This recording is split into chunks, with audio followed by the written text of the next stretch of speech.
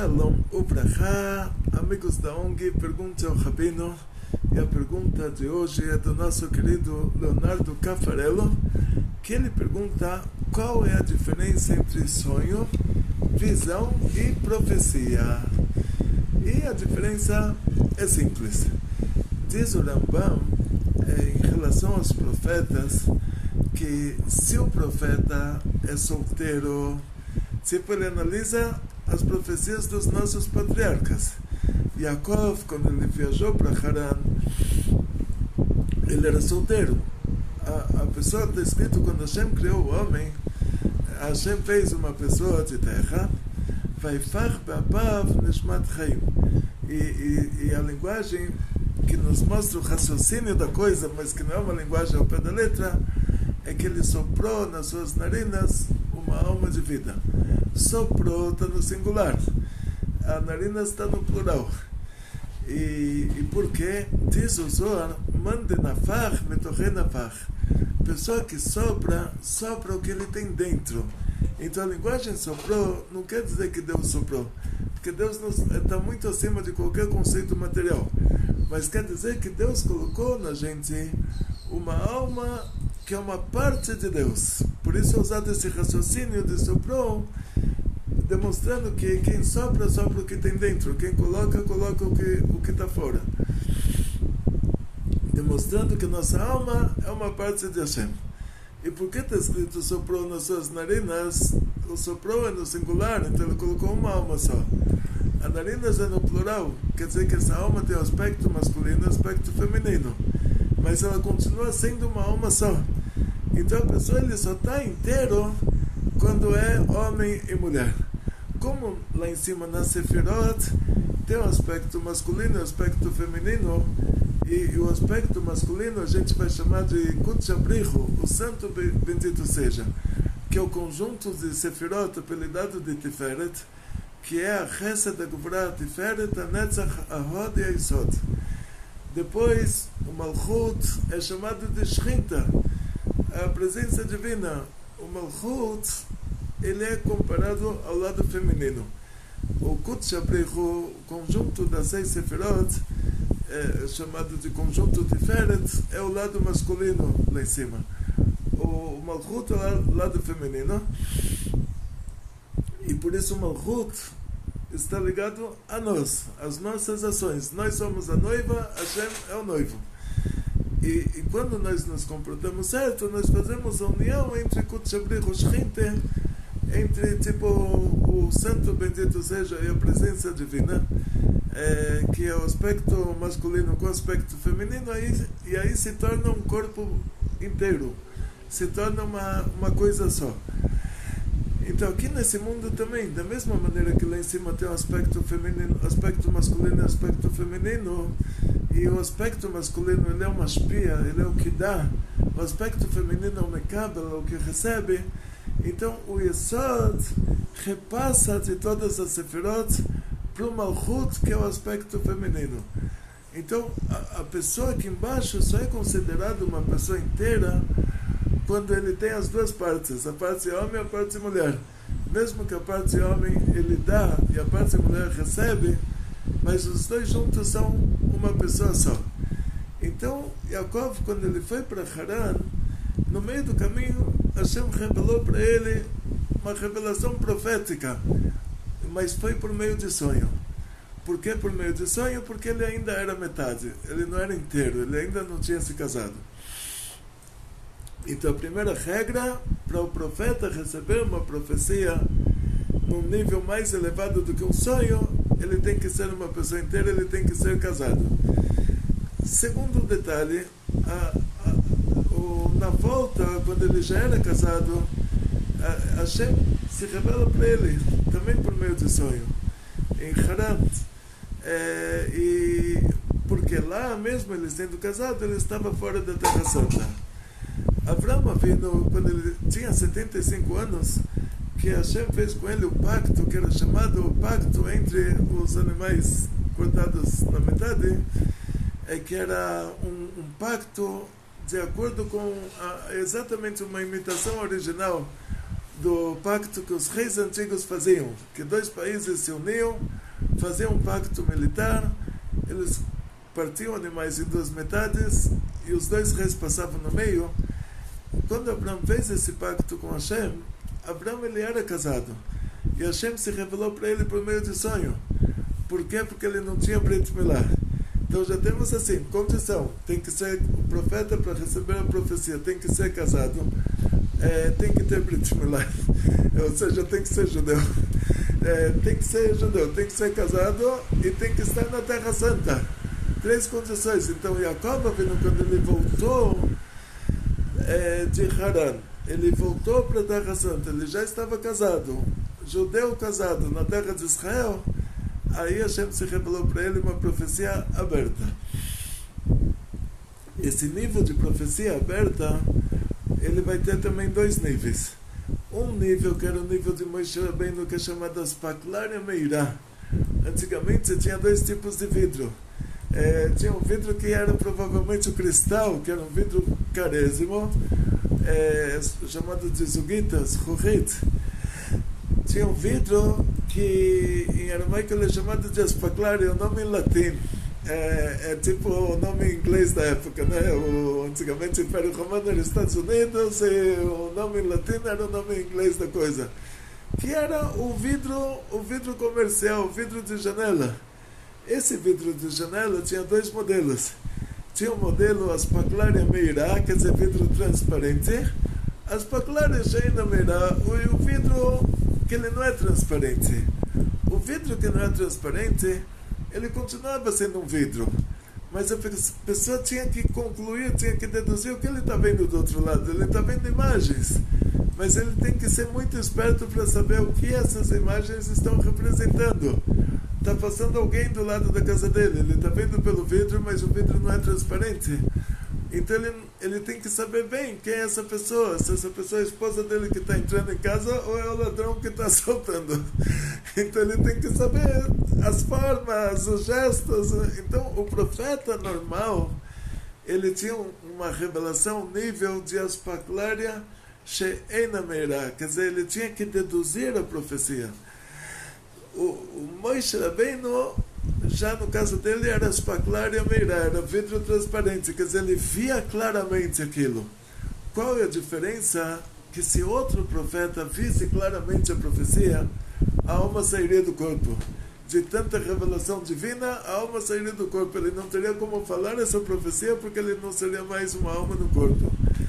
E Moshe Rabbeinu conseguia ver a profecia, estando alma no corpo, ele não iria vir a falecer por ter visto essa revelação divina tão grande. O outro detalhe é que o profeta ele tem que incorporar a profecia para trazer a profecia para esse mundo. Ou seja, a profecia ela não é uma evidência. Não é que o profeta fala, olha gente, eu vi o que vai acontecer no futuro. Então, não, ele tem que incorporar, na hora que a gente repassa a profecia para ele, ele vai fazer a profecia agora descer para esse mundo, por ordem divina. E sabendo disso, o profeta Yoná, o Jonas da Torá, ele sabia que Hashem iria repassar para ele a profecia de Nínive, e ele fugiu. Porque ele sabia que ele fugindo para fora de Israel, a profecia não iria recair sobre ele e, portanto, ela não aconteceria. Quer dizer que a profecia não é uma evidência. A profecia não é que o profeta ele adivinha, ele sabe o que vai acontecer. Não. Está na mão dele. Tipo, Hashem deu para ele trazer para o mundo. Então, se ele não incorpora a profecia e não traz a profecia para esse mundo, a profecia não acontece. E aí entra a história do profeta Obadiah. Aí nós falamos que a pessoa, para ser um profeta, ele tem que ser um judeu. E o profeta Obadiah, ele se converteu ao judaísmo. Ele veio de Edom. E porque a profecia dos finais do Edom, do final do Edom, da destruição do Edom, Edom deu origem aos europeus. Então a profecia da destruição dos povos europeus foi dada para o profeta Obadias não foi dada para um profeta que nasceu judeu, foi dada para um profeta que se converteu ao judaísmo. E por quê? Dizem nossos sábios, diz o Zohar, na verdade, que todos os profetas judeus que tentassem incorporar a profecia da destruição de Edom, eles cairiam. Cairiam, quer dizer, acabou o profeta. Por quê? Porque o anjo de Esav, que é o anjo responsável por todas as tribos de Esav, que são os países europeus, esse anjo, ele chutou o nervo ciático de Yaakov. Então, na hora que um profeta judeu, nascido judeu, tentasse falar a profecia para a destruição de Esav, ele cairia, e lá se entende que esse profeta já ia deixar de ser gentil. Aí, somente que o profeta Ovadiah, por causa que ele veio de Edom, o anjo de Esav não afetou ele. Então era exceção de regra, mesmo ele não tendo nascido judeu, a profecia recaiu sobre ele, ele foi escolhido para trazer para o mundo essa profecia, porque o outro não conseguiria fazer, então já fez dele exceção de regra. E de uma maneira geral é isso, o profeta, para trazer a profecia para esse mundo, ele precisa unir entre o mundo de cima e o mundo de baixo. Hashem falou para Moshe Rabbeinu, quando foram dadas as 10 pragas no Egito, falou para ele: você pega o seu cajado, dá uma cajadada no rio Nilos e o rio vai se transformar em sangue. Moshe falou: não posso fazer isso, porque esse rio me salvou a vida. Eu era pequenininho, minha mãe me colocou numa cestinha na água. E a gente não falou: então vamos transformar o rio em sangue sem a cajadada. Não, alguém tem que dar essa cajadada, tem que trazer a profecia para baixo. Então o profeta tinha que fazer um ato, uma ação. E aí a gente falou para Moshe: então você fala para o seu irmão, para o Aaron, para ele dar essa cajadada. E o Aaron deu a cajadada no rio Nilos, o rio virou sangue. Na praga dos quinim, dos piolhos, Hashem falou para Moshe Rabbeinu: você pega a terra do Egito, joga ela no ar e ela vai virar piolho. O Moshe falou: não posso fazer isso, não quero ser ingrato com a terra, porque quando eu salvei a vida de um judeu que estava sendo assassinado a chicotadas, eu matei o egípcio que estava chicoteando ele, eu enterrei o corpo do egípcio na terra, então essa terra me ajudou. Então Hashem falou: então não tem como, alguém tem que fazer isso. Então Hashem falou para ele: então fala para o seu irmão, para o Aaron, para ele jogar essa terra no ar. E daí para diante a gente vê que sempre que tem uma profecia, o profeta ele é obrigado a fazer também uma ação material para trazer a profecia para esse mundo. Quer dizer, ele incorpora a profecia do Oshea. Hashem diz para ele se casar com uma mulher, uma prostituta. Seria a profecia sobre as 10 tribos, sobre as tribos perdidas. Aí ele tem que encontrar uma mulher que é uma prostituta de verdade. Como ele sabe que ela é uma prostituta? Ele encontra a Gomer Bat Dvalim, que ela é uma prostituta, filha de uma prostituta. Ela está feliz com o que ela está fazendo, ela tinha filhos com todos os clientes, então não tinha como provar que ela não era, porque ela não era casada e ela tinha filhos. Então era prova de que se ela fez esses filhos sem ser casada, então coisa errada ela já tinha feito.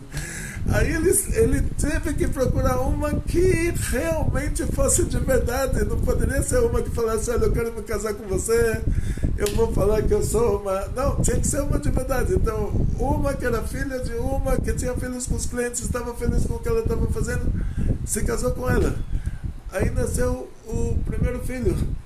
E Hashem falou para ele: você vai chamar esse filho de Israel, que eu vou semear o povo de Israel. Como a pessoa que trabalha com agricultura, que ele joga as sementes para tudo quanto é lado, Hashem falou para ele: agora eu vou espalhar o povo para tudo quanto é lado. Depois o segundo filho chama ele de Lo Ami, não é meu povo, quer dizer, Israel não é mais meu povo. A filha de Lo Ruhama, que eu não vou me consolar. Depois Hashem falou para ele: agora você se divorcia. Ele falou, Deus me livre, eu tenho mulher, 3 filhos, não, Deus me livre, vai quebrar a família. Aí Hashem falou para ele, tá vendo, você que a sua esposa tem o histórico que ela tem, mesmo assim você não vai se divorciar porque ela é sua esposa, seus filhos, e o que você falou para mim? Trocar o povo de Israel por outro povo? Então agora vamos reverter essa profecia. Aí a Loruhama trocou o nome dela para Nehama, o Ami para Amiatá, e no final, quando vai ter a Geulah, o povo de Israel vai ser como as estrelas do céu e a areia do mar. Ou seja, que vão surgir judeus de tudo quanto é lado, e as pessoas vão falar, uau, eu não sabia que esses aí eram meus irmãos. Quer dizer que muitos povos que a gente, de repente, tem pesquisas, né, só falam especulações, né, sobre o Afeganistão, que ficaram famosos aí, que venceram a guerra contra os Estados Unidos. Uma tribo de 10 milhões de afegãos, eles dizem que na história da tribo, eles sabem que eles são descendentes de tribos judias. Japoneses também tem pesquisas que chegam até as origens do Japão, são tribos de Israel. E Malásia, que eles falam, nós somos o povo de cima, e Indonésia. Em outras palavras, o que a gente sabe é que quando o Mashiach chegar, a maior parte do mundo vão ser judeus. E essa era a profecia de Hoshea. Para ele trazer a profecia para esse mundo, aí ele precisava se casar com a Gomer Batfanim, precisava ter o Israel, a Ruhama e o Loami, e depois trocar os nomes deles. Ou seja, o profeta, ele traz a profecia para o mundo. Se ele não fizer uma dessas ações, ele não repassa, a profecia não desce. Então por isso Moshe Rabbeinu, antes de cada praga, tinha que fazer um ato nesse mundo para trazer a profecia para o mundo material. Por isso a Ria Shilonei, ele tinha que rasgar o pergaminho para separar as 10 tribos das duas. Cada profeta, Hashem fala para ele, faz uma coisa, pega as 5 flechas e quebra, e tem que fazer uma coisa para trazer a profecia para esse mundo. O Rebbe falava um lechaim. O lechaim também é mais. Então, dizem nossos sábios, Anshei Knesset Agdolá, eles fizeram 3 dias de jejum. Depois de 3 dias de jejum, eles pediram para Hashem, tira o Yetzer Hara, a tara pela idolatria, a obsessão pela idolatria, o desejo, a atração pela idolatria. Hashem tirou. Antigamente, um homem sentia uma atração por uma mulher sentia atração por um homem, os dois sentiam atração pela idolatria e era até igual ou superior. Depois que Hashem tirou essa atração pela idolatria, a pessoa só fez idolatria para ganhar dinheiro. Todo idólatra é empresário do ramo religioso, mas não tem mais idolatria por desejo, por amor, por vontade, Então, só que na hora que eles conseguiram de Hashem tirar o Yetzer Hara da idolatria, para equilibrar o lado espiritual do mundo, Hashem tirou de nós a profecia também. Porque senão teria um desequilíbrio, senão todo mundo ia falar, olha, os judeus têm um profeta, os idólatras não têm. Então ia tirar o livre-arbítrio, todo mundo ia ver que a gente é a verdade e que eles não são. Então nós fomos rebaixados, perdemos a profecia, para que o mundo continue equilibrado, para que a pessoa possa, por livre-arbítrio, escolher entre Deus que existe de verdade ou uma estátua pregada sangrando que não deviam nem deixar as crianças olharem para isso. Deus me livre, deviam colocar, olha, esse lugar contém cenas de violência, criança entrar no lugar desses, vê o cara lá pregado na madeira, sangrando, como a criança fica traumatizada. Então tem que escolher entre Deus de verdade e aquilo, entende? Então quer dizer, mas se a gente tivesse a profecia, já não teria mais livre-arbítrio, todo mundo ia falar, agora todo mundo vê qual é a religião certa. Por isso a gente tirou de nós a profecia. Então, se você teve um sonho essa noite, não é uma profecia. Então saiba que a gente sonha, Baruch Hashem, e se Hashem quiser dar para nós uma indicação por meio do sonho, ele pode. A gente não tira dele esse direito. Se Hashem quiser te dar um sonho, nesse sonho te indicar alguma coisa, Baruch Hashem, mas isso não é uma profecia. Entendeu? Aquele tipo de sonho que Hashem se revelava para o profeta, não é esse sonho que a gente tem hoje. Se Hashem quiser te dar uma dica, tá bom, que eu sou direito. Mas isso não é profecia. Tá certo, então? Atzlacha, Briut, Parnassá B'Shefa, Hanukkah Sameach. Muito sucesso, muita saúde, muito dinheiro, muitas felicidades. E em breve vai ter a Geulah e a profecia vai voltar. Bekolto.